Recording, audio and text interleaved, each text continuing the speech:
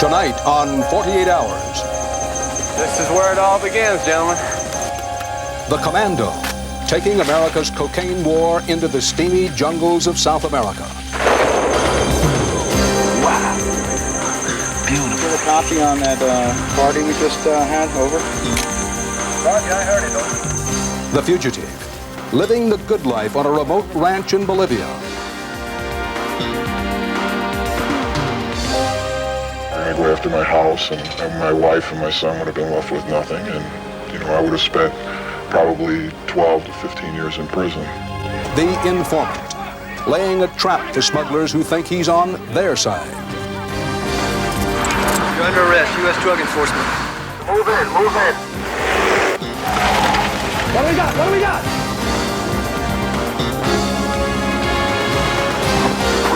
2 days and 2 nights on the front lines of a war the good guys are not winning. At least, not yet.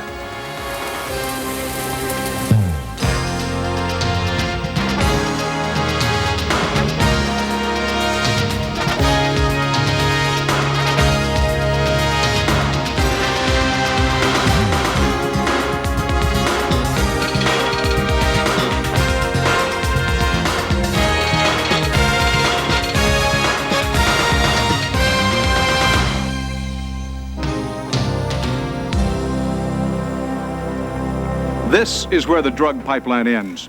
The streets and neighborhoods of America's cities.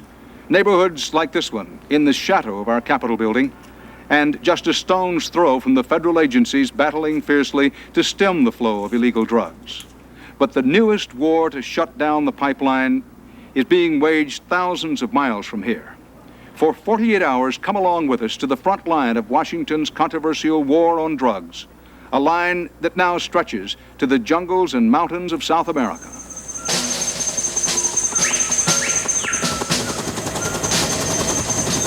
We consider Bolivia to be responsible for about 1/3 of the cocaine production in the United States we ultimately see there. And this valley is the #1 growing area in Bolivia for illicit production of cocaine.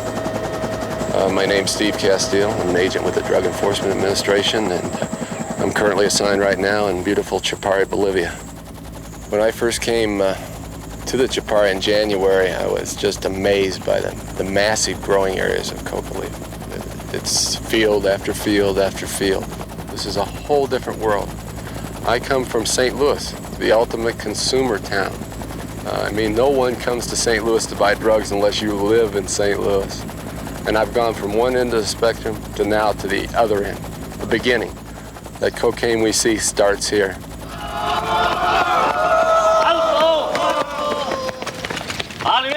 And so does the U.S. government's latest effort to stop Bolivia's cocaine traffickers. What time should we try a commo check from up there? I told him around noon. At this jungle camp, a team of agents from the DEA is leading an elite Bolivian paramilitary force in the drug war. They are backed up by a special unit of U.S. Army Green Berets, who, along with others in this broadcast, asked that their faces not be shown. Their tactics: search and destroy. Aquí. This is where it all begins, gentlemen. That's leaves, coca leaves are being processed in the pit right now. Basically, they do not make final product cocaine at this location. They start out and they make the paste form, or the first step in it. That's where they actually take the leaves that have been picked off the bush, and they treat them with the chemicals to get a product that looks kind of like a dirty clay color. And that's your cocaine paste.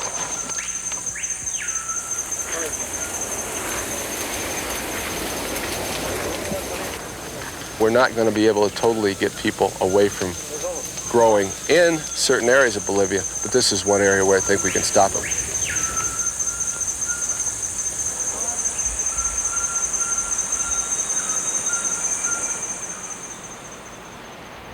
Coca leaves have been cultivated in Bolivia for more than 4,000 years. The Spanish conquistadors tried to eradicate coca here hundreds of years ago.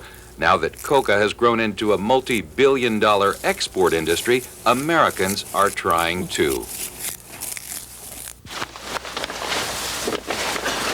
What we're trying to do is make the cost of producing not sufficient to make it worth their time. So you're trying to hit them in the pocketbook? Exactly, exactly. There's only one reason to be involved in drugs down here, and that's money. Have you been threatened? Yes, sir. 30 days for me to leave the Chipari, and if I didn't leave the Chipari, then they were going to assassinate was the word they used. The more threats we hear about, the more threats we get, the more violence by the narco trafficker we see. Is just almost a pat on the back saying, hey, you guys are hurting us. What do you think when you see a bonfire like that, Steve? Well, I guess I'm the opposite of being a fireman. I enjoy seeing a blaze if it's burning something like that. Is it satisfaction? Yeah. Yeah. Okay. We'll try to make the team meeting real short, but we've got about 4 or 5 operations we want to do tomorrow. I want to make sure everybody's... It is 10 p.m. at the Chipari base camp. Today's mission was routine. Tomorrow's will not be. I'm going to drive up there, and we're going to blow 4 holes in the runway. To destroy a hidden jungle airstrip, the team will have to transport explosives into hostile territory with the help of demolitions experts from the Green Berets. We'll go along later in 48 hours.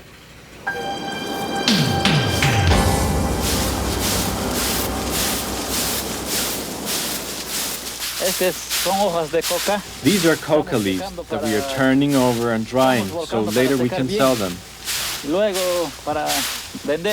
It's legal to grow coca leaves in Bolivia as long as they are chewed and not processed into cocaine. These plants last a long time. They don't need a lot of work to be cultivated, and we can pick the leaves 4 times a year. That means it's a continuous harvest. The U.S. Drug Enforcement Administration is trying to stop that endless harvest by offering to help farmers grow substitute crops. But the farmers complain they never see the money. We hate each other, the police and the farmers. They should persecute the drug traffickers, not us. If they take away the source of our livelihood, what would happen to us? It could lead to a revolution. The problem is that 80% of Bolivia's legally grown coca leaves are illegally processed. When night falls, they start down the cocaine trail. We followed to a secret, illegal laboratory. Claro, siempre hay que pisar duro y después ya. Before the real work begins, the laborers, or pisadores, fortify themselves by chewing coca leaves. Many also smoke a form of unrefined crack that causes brain damage.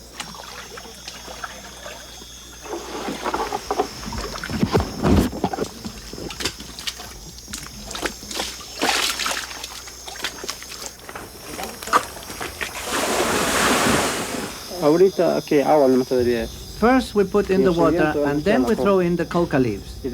After that we begin stamping the leaves.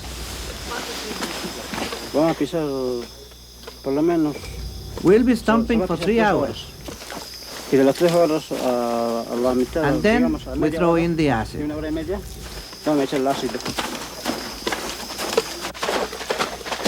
It's just after midnight. We're deep in the Bolivian jungle, and this is a clandestine, very primitive cocaine laboratory.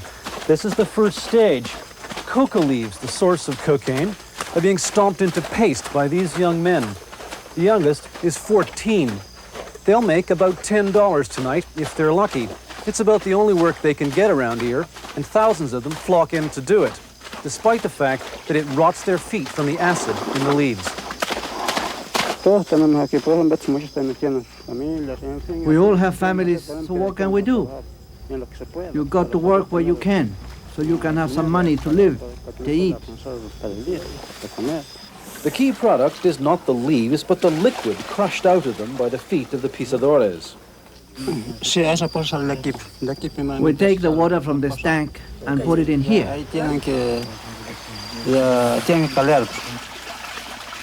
Then we stir it with lime. Cuando está a punto ya recién pues tienen que echarle And when it's all ready, we mix in the kerosene.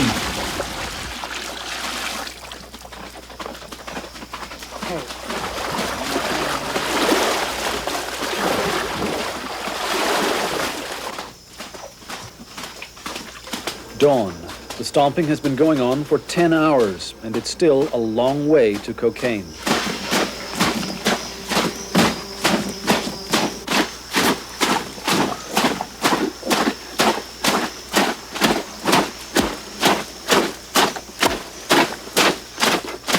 Are you afraid when you're working that the police or the army might come and arrest you because what you're doing is not legal? Who wouldn't be afraid? They can come at any moment and catch us, then hit and beat us, and take us to jail.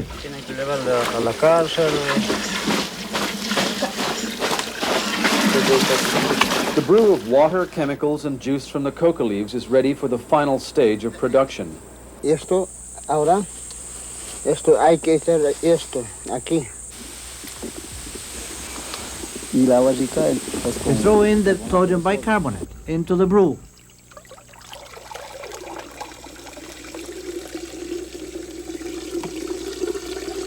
Y después hay que And then we put it in a special cloth. And then we squeeze out the water and make a ball. ir a buscar y donde compran. Then you go look for a buyer. This is the end product. After 19 hours of back-breaking labor, about 2 kilograms of coca paste. To these farmers, it's worth about $200. 3 more kilograms, they can make 1 kilogram of pure cocaine. On the streets of America, that's worth tens of thousands of dollars. And in spite of the efforts of the DEA to stop it, there's almost no way to close down little primitive laboratories like this.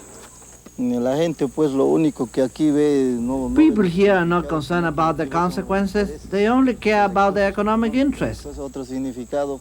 They don't worry about what it means. What they want is money to Lo que survive. se quiere es ganar dinero.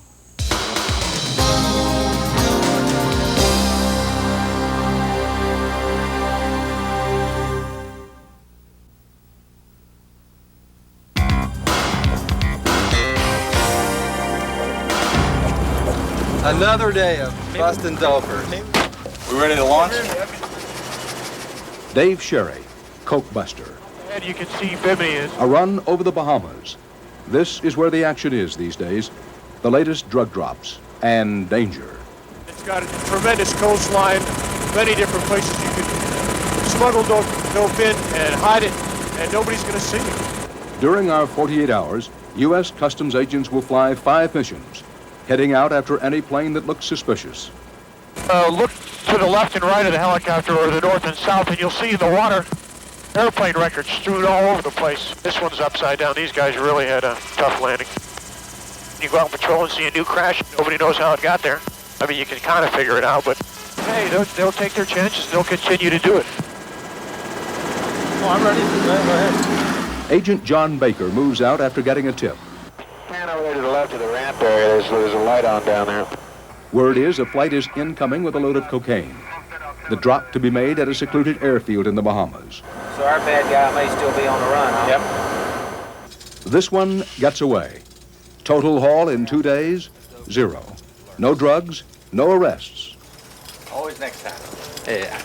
It hurts to see a guy get away, but you get him the next day. Sooner or later, you get him.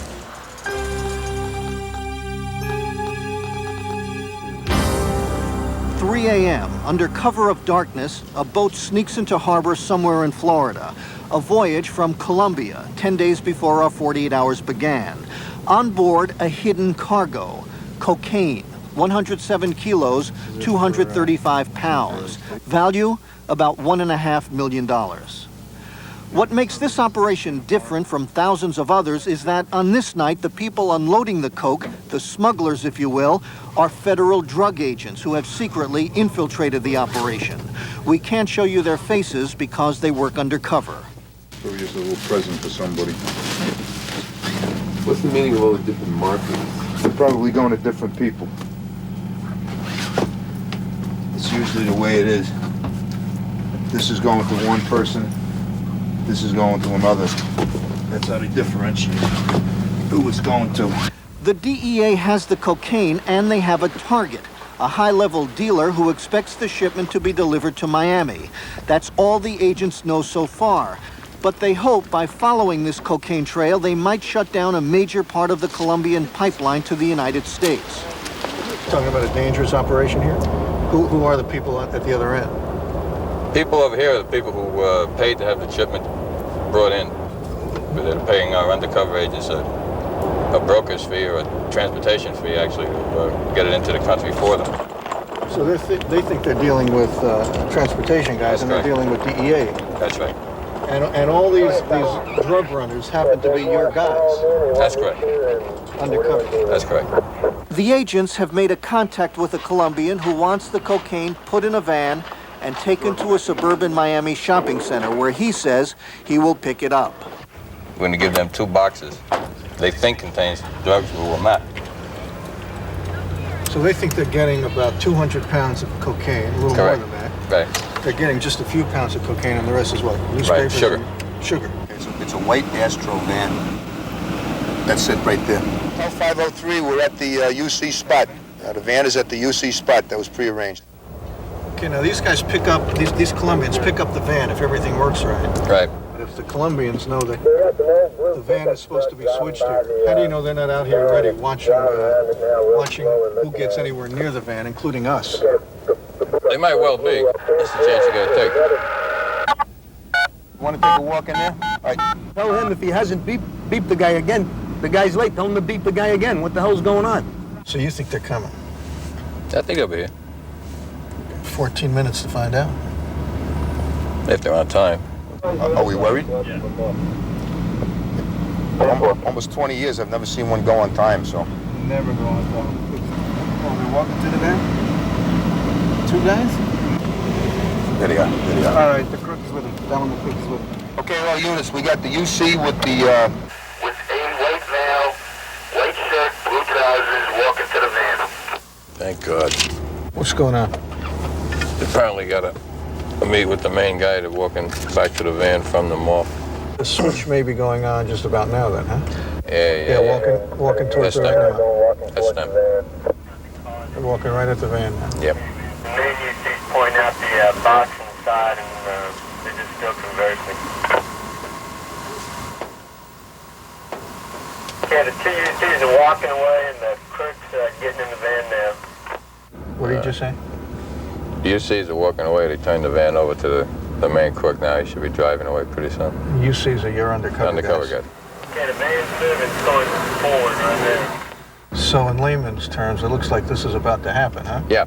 Okay, who's got the point? There it is. There it is. It's going the other way. Good. we're gonna follow him and see where he goes. At this time, we have no idea other than his address, his home address of where he might go. Look out, look out, look out, look out. Now he's coming this way. Get it down, get it down. Okay, that van over there, right there, that's... Yep. This car right in front of us is DEA? That's one of us, so's the black car. Black car's DEA? Yep. So counting you, this is 3 cars? This is us 3, there should be 3 more behind us. He went under the overpass, still southbound? Yeah, 10-4, he's in the number, he's a left-hand lane, left-hand lane. I know there's nothing funny about this, but you got the van there with the cocaine and 5 DEA cars right in back of him. Right, we're not going to lose the guy, that's why. And he thinks he's driving around with about 235 pounds of cocaine. And that's right. That began in Colombia. That cocaine came from Colombia, comes into South Florida. It's now on 107th Avenue in Miami. Heading for whoever's behind this whole thing. Supposed to be receiving.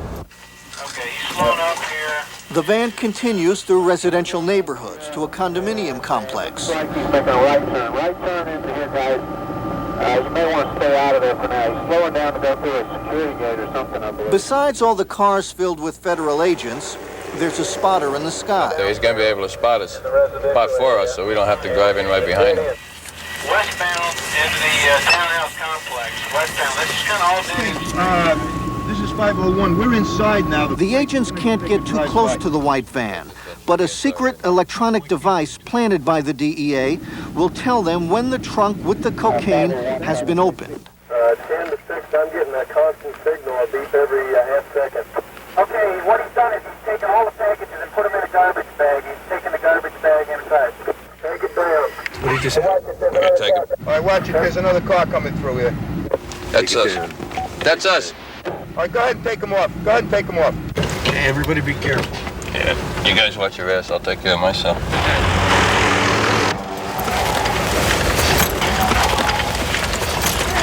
Check the house.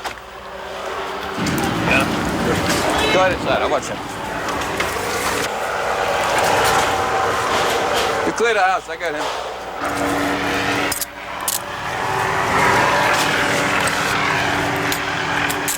You got one guy, right? Yeah, and hopefully he'll lead to other people. The DEA did not want us to show his face. They hope he'll cooperate. They hope he'll go undercover for them and set up other alleged drug dealers. So this one's a victory, huh? It's a classic. Starts out in Colombia, works its way through South Florida. Just put right in the hands of the guy who ordered it up. Agents have been on this case for months, but does an arrest like this, even if it eventually dismantles one major drug ring, really make a significant difference in the so-called war on drugs? Certainly we have some enormous seizures. Certainly we have some enormous organizations dismantled. And we look at that as a step forward. But the true indicator is the price on the street. Thomas Cash, the agent in charge of the Miami DEA. What is the price? When I was in New York in 1982, it was somewhere around $50,000 a kilogram. Today, it's $14,000 a kilogram. Now, that tells me that the volume has gone up and the price has gone down. Sounds like you're not winning the war on drugs. Sounds like that there's a bigger war needs to be fought if there indeed is a war underway. Okay. Oh, that's good. Then again, we have two choices, don't we? We can do something, or we can do nothing.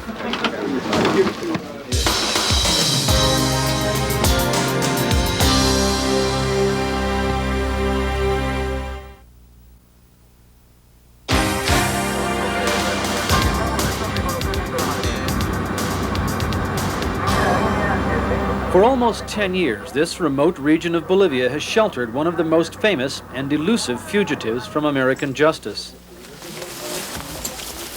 The master of this colonial-era world is Roberto Suarez.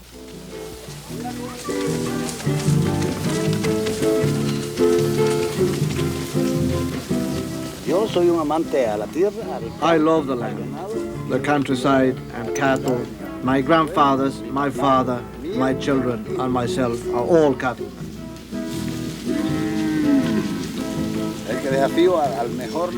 I challenge the finest cowboys in any country in the world to lasso, ride a bronco or a bull, or milk a cow like me. It is fantastic to see, to have a father like him. It is just, he's my king. Suarez was a king, the king of cocaine, according to the DEA's top agent in Bolivia, Frank Macolini. Roberto Suarez Gomez was a rancher.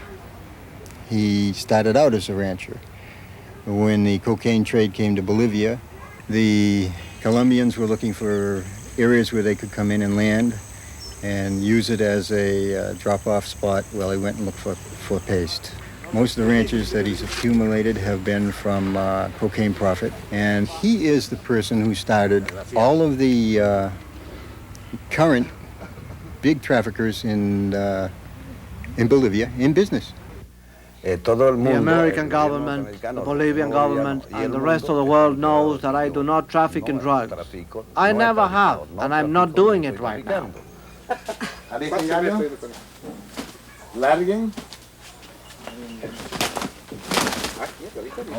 Why does the guy come and ask your father's permission to fight it? Father is a moral authority for everything around. And I mean, is he kind of a father? In a situation like this, you're a father figure? He's the father of all these families that live here, you know? How many? All the kids call him Papa, Taita. In Bolivia, moral authority is often synonymous with cocaine profits. Corruption is pervasive. Well, you know that there are corruptible people at many different levels. I don't mean to say by this that it reaches the president of our republic, but it reaches some of his collaborators. Roberto Suarez Gomez told you that there's a lot of corruption in the Bolivian government. He would like there to be a lot of corruption in the Bolivian government. He has and is actively pursuing to corrupt people. As is obvious, that is a danger to the Bolivian society. Can you tell who's winning? I can. Which one? The one that has a shorter tail. Yeah. How do you know when a bird has lost the fight? Cuando huye, cae o muere. When it runs, falls, or dies. As far as wanted suspects, I'd have to say because we do have valid indictments on him and warrants, that he would be one of the people that we're most interested in getting. Puede ser posible. It's possible that one day they will come and assault my farm and capture me. Y asalten mi hacienda, me capturen en este país. But there is no extradition treaty with Bolivia. No creo que. If they capture me, I don't think they will allow me to be judged here. They will probably have to kidnap me. Me van a secuestrar.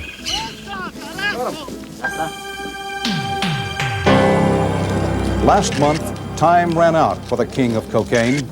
Bolivian police arrested Roberto Suarez in a dawn raid and brought him back to La Paz to serve a 12-year sentence for drug trafficking. But so far, Bolivian authorities have refused to send him to the U.S. to face additional charges here. Despite dramatic arrests like this one, Americans see the fight against drugs as a battle that must be won, but that is being lost. In a CBS News New York Times poll, Americans said that terrorism and communism don't come close to drug trafficking in importance. What about President Reagan's war on drugs? The people in our poll said it's a flop. We talked to Drug Enforcement Administration Chief John Lawn. The price of a kilo of cocaine is cheaper in southern Florida today than it was 2 or 3 years ago. If we're making headway, how can that be? Certainly that's true. The price is cheaper. And if you were to continue with the cocaine situation, you could say that the purity is better, that there is indeed more cocaine on the streets than there had been 3 or 4 years ago. Emergency room admissions are up, deaths are up. The picture does not seem to be a rosy picture. However, when one looks, for example, at the high school survey, the survey of our high school youngsters, in 1986, for the first time in the history of that survey, one-time use, annual use, monthly use, weekly use, daily use of cocaine is down. Is your concern, Mr. Director, that increasingly your people and law enforcement people are outgunned? They have the less firepower than the drug dealers? We, a very small agency of this government, seizes an automatic weapon a day. Now with the phenomenon of crack, the crack use triggers the flight or fight reflex. And individuals are immediately striking out against authority, be that authority a member of their own family, a relative, a friend, or the local law enforcement officer. This is where we're seeing the tremendous increase in violence. Better to have too much and not need it, and not have enough. Here's 2. Yesterday we got a confirmation that the dope would be there. The informant's supposed to go between anytime this morning. We want to shoot for him getting down there before 11:30. It's 10 a.m. Agents in the Fort Lauderdale DEA office prepare for another bust. Confidential informant has bought dope from subject number 1 on numerous occasions before. Okay, she's a Colombian female. The description's on there. More than likely going to be 2 small children inside the place. One is an infant child, the other one is like a 10-year-old boy. Mommy puts 10-year-old boy on the phone, and the 10-year-old boy is translating, making sure that everything is understood, and he's even translated to the point where he's worked out the coded phone number with the informant.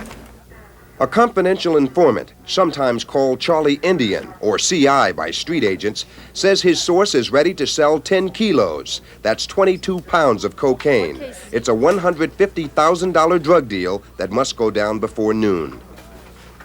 And let's remember the 10-year-old kid. Yes, he's 10 years old, but he obviously knows what's going on. His mother uses him to translate. The group supervisor is Mike Kane. The kid's there, grab him. A 10-year-old can shoot a gun as well as a 30-year-old, so just make sure that child anyhow is secured. The people who are out front, that's her.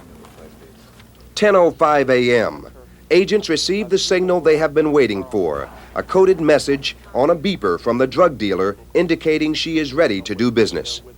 Let's anticipate that there will be weapons. I want everybody wearing their vests. I want everybody wearing their raid jackets so there's no misidentification, all right? Today, the head of the Fort Lauderdale office, Lou Perry, goes along to oversee the operation. Let's do it. Okay, L1 to all units. UC vehicle is in the block in front of the house. Now, let's see what we can see here. Now, how can you see the signal, though, from here? The tree's in the way. Who's going to be able to see the signal? We got a unit down the end of the block, which can see him coming out of the house, and I think I might be able to see. Gets an eyeball on the signal. Yeah. Might be able to see it. So because of the way he does things, we had to take an extra chance and send someone down to make sure we could absolutely see that signal when he comes out. Mm-hmm. Okay, the other unit's going to have to make the call because they got a better shot at the trunk. Okay, the trunk is open, CI's putting a package in the vehicle, package going in the vehicle, trunk's open. Okay, move in. He took the damn package, she probably forced it on him. There goes the van. Got one car behind. Okay, the woman's right there. She's right by him, so keep her eye on her, just in case she bolts. Take her. Okay, there we go. Get her. What do we got? No, stay there. Get on her. Don't leave her. Push it. Clear 2 rooms. Come up. Yeah, just relax. We got 2 up here. We got nope. Hold it. Watch it. Watch out right. 7. Short and sweet.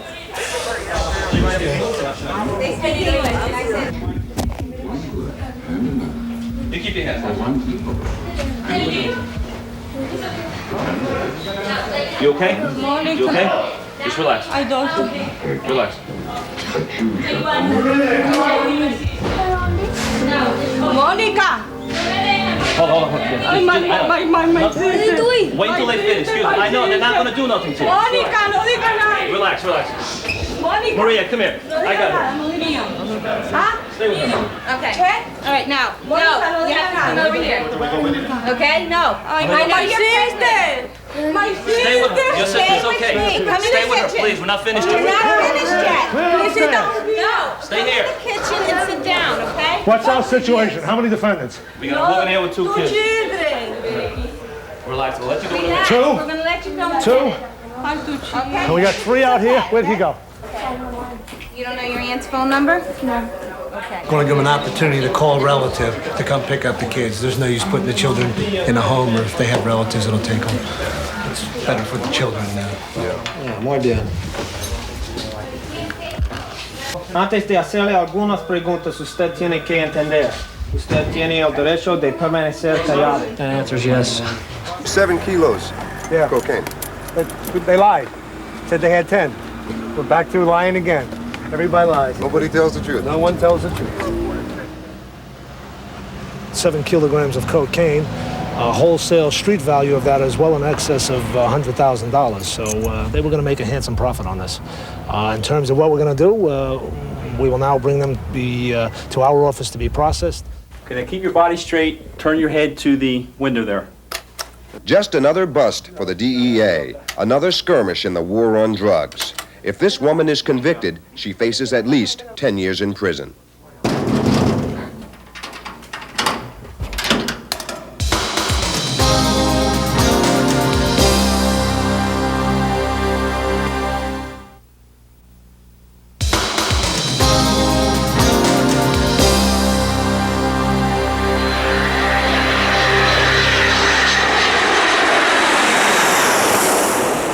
Excuse me, sir. Can I speak to you, please? I'm a federal agent with the Drug Enforcement Administration. Yes, sir. Can I just speak to you for a second? Sure. We're just part of a drug interdiction team, okay? There's been a terrible problem with drugs coming into the Washington metropolitan area. from such cities as New York, Miami. Are you carrying any type of a contraband on you right now? Any drugs or narcotics or any contraband? Would you mind if I searched you? Would you mind if I take a look in your little satchel there? Would you mind if I just pad you down quickly? This, too, is a front line in the cocaine war. Along with the power elite shuttling to Washington, authorities say, are couriers bringing crack cocaine into the city. Okay. I pet her right side, and I felt a hard substance. The crack that gets through, and a lot of it does, heads for neighborhoods like this one in northeast Washington. About 8 months ago, I came across an individual that was bringing crack into the Washington D.C. area from the New York area. Drug agent Ken Roselle has been tracking a new element in organized crime, Jamaican gangs who are taking over the crack distribution network in Washington. They usually have locations in Mayfair, which we're about to pull into now. It's an open crack market. A good night, you'll see well over 200-300 individuals in there selling crack. All right, the deal's still going down. He's pulling out money now. He's paying them right now. See the money going over? The money's going over. There it is. Money went over. Dope comes into the hand. Dope goes into the pocket. That's it. In the past few months, the Jamaicans have basically taken over this area. Have these Jamaican drug syndicates increased the amount of violence, increased the amount of firepower? Yes, without a doubt. Without a doubt. In this area alone, there's been several shootings, quite a few murders. It's just a known fact that you want to be very careful with the Jamaicans. We got a New Yorker with appears to be a sawed-off rifle. And Since January, there have been more than 75 murders in the Washington area linked to Jamaican drug gangs. That's crack. Cocaine.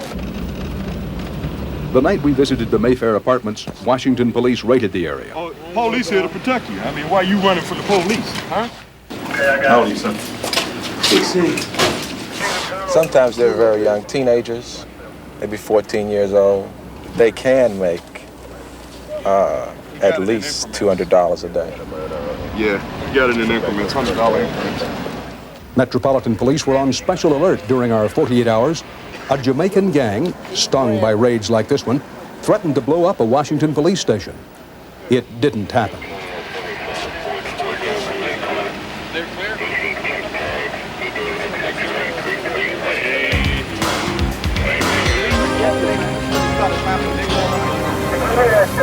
Oh, don't let him see that camera. You make a spook.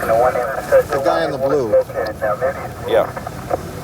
He is the guy who's been buying drugs for the last 8 years? Right. We can't show you his face. He is, in the language of the street, a snitch, a drug dealer, a big-time drug dealer, turned government informant. Yeah, I've got our guy. He is now on the passenger side of his pickup truck. They're together and they are walking towards the entrance of the house. A meeting in the night between the informant and his Miami suppliers. They have met like this in Miami many times before. And maybe take the tag off that pickup. But never with federal drug agents watching. Okay, I've got the, what I think is the wife, the same female that was out earlier, and the target still in the driveway by the pickup truck. Okay, they're bouncing back inside the house. They look real happy, so I'm sure. The suppliers have ties to drug lords in Colombia. The informant has ties to the mafia in St. Louis. It is the Colombia, Miami, St. Louis connection. A connection, if all goes well, that will be broken in the next 48 hours. The Colombians in the house think they're going to sell him 20 kilos of cocaine for $300,000. For approximately $300,000, yes. Because they've been selling it to him for 8 years now. Right, and they have complete faith in him. Except what the Colombians don't know, if I understand this right, is that he got arrested. He got caught a few weeks ago, and now he's made a deal with you guys. Basically, yes. So how did this all come about? Did the DEA make an offer you couldn't refuse? Is that what it comes down to? I was facing 18 to 20 years in prison. I have a 7-year-old son. They were going to take basically everything that I have, which is, I mean, they got mostly everything that I have, but, you know, we're going to go after my house, and my wife and my son would have been left with nothing, and, you know, I would have spent probably 12 to 15 years in prison.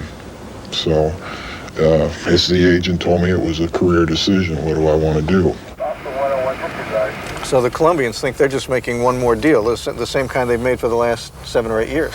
Same kind they've done with this guy every 2 or 3 weeks for the last 7 or 8 years. He's a big guy. He's about 6'4", 300 pounds. It's got a fence around the back. What is the color of the It's a brown stucco. I don't know who you're driving with. Who are you going to drive with? I'm alone. Okay. At DEA headquarters in Miami, agents map their strategy.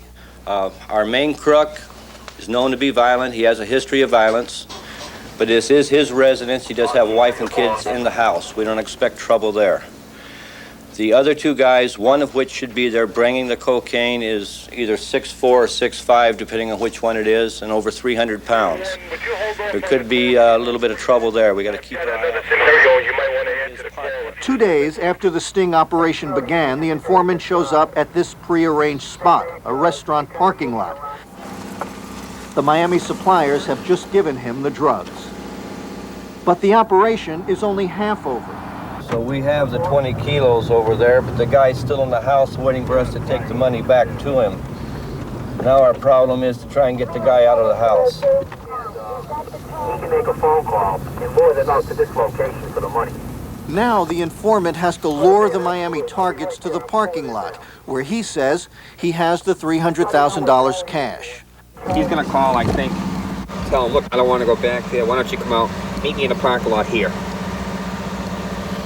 Okay, and what location are we going to put him in? Let's pick a good location where we can get people set up on it, shoot the car.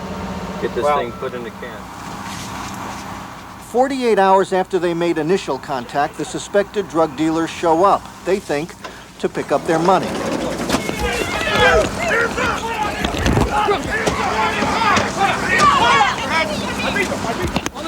On the ground! On the ground!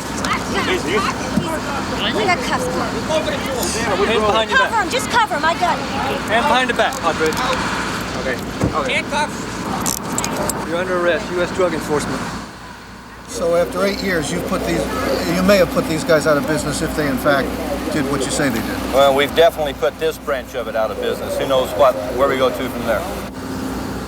1 week after these arrests, federal agents arrested 3 more people in St. Louis, who the informant says were his partners in the Columbia-Miami-St. Louis connection. Meanwhile, he remains a mystery man. The DEA wants to use him again in other drug sting operations. If I understand this correctly, your friends in St. Louis, these are bad guys. Yeah, these are bad guys. Like if they could, what? If they could, what do you mean? Like, what would they do to me? Yeah. I don't even want to think about it, to be honest with you. You know, it's like... Well, for openers, what, they'd kill you? Oh, in a heartbeat. In a heartbeat. That's for openers. That's for openers. If I would die quick, that would be the good part, you know? So it's like, that's the deal.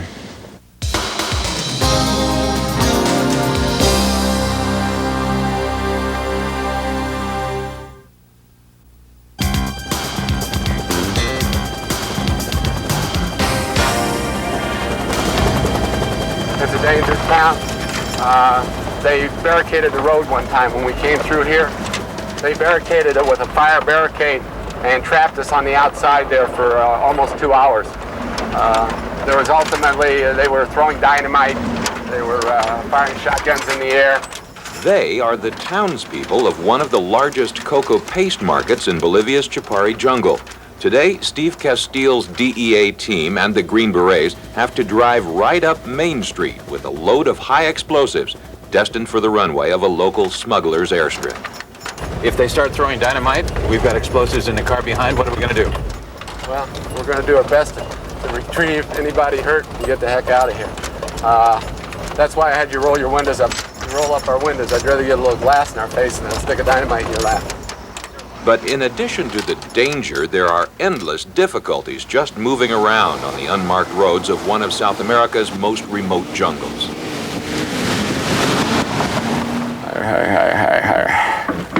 We wouldn't make it at the Indianapolis 500, but we get the job done. Whoa! You got a problem. I'm off the ground. Yeah. You know, the work ain't bad, but the commute's a bitch. Legally, American agents have no authority here except when accompanying Bolivian paramilitary police. But in order to link up with the Bolivians, Castile first has to cope with their commanding officer, suspected of being on the take from local drug lords. We have given them a large amount of equipment, which, for reasons unknown totally to us, never makes it to the field, never makes it to this location. The officers, the enlisted men, when they go through their basic camp, are issued 3 uniforms. They're issued 2 pair of boots. And then what they do with those uniforms and boots after that, at this time, I'm unaware. All I know is the soldiers that I'm working with in the field usually only have 1 pair of boots and only have 1 uniform. The colonel says that his boots are wet, he's only got 1 pair, and so he's wearing sandals. Do you believe that? Well, the Bolivian government got them, and why they have not been dispersed, I do not know. We came in here to go on an operation, and we came in military style. It's been 45 minutes, and we're still standing in the sun. At this point, hopefully we'll be out of here in the next hour. In the next hour? Yes. Do you think the delay is intentional? I don't know. I don't know.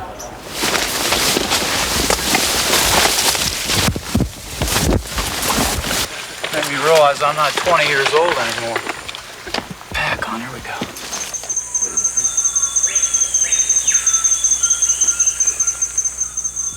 Here is the very beginning of an airstrip.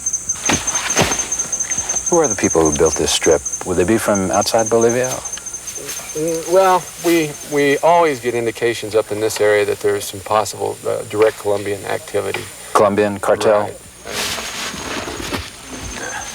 When I walked into this country, I could have gone either way. I could have said, this is not what DEA should be doing, but I've been very pleasantly surprised. And I feel like that we're someplace we should be. Don't plug your ears, just cup your hands over yours and open your mouth.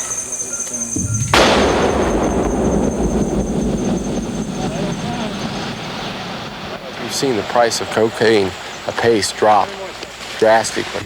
We've seen the price of the leaf drop. We've seen the price for chemicals tripling, quadrupling. We see people every day leaving the Chapare because there's not a living to be made here legally. I think there's going to be a while till they land an airplane here.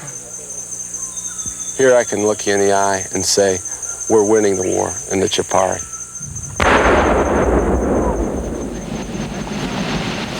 Wow. Beautiful. Okay, did you get a copy on that party we just had? Over? Roger, I heard it. Over. Okay.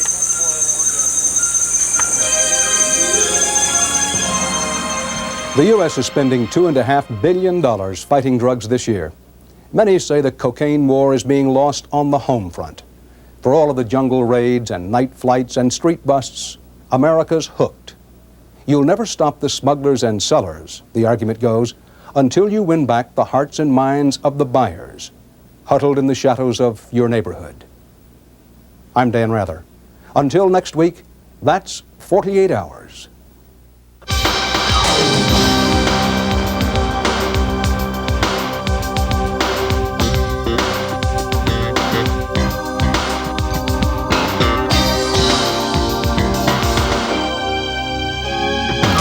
Next on CBS, Designing Women's Delta Burke guest stars on Simon & Simon.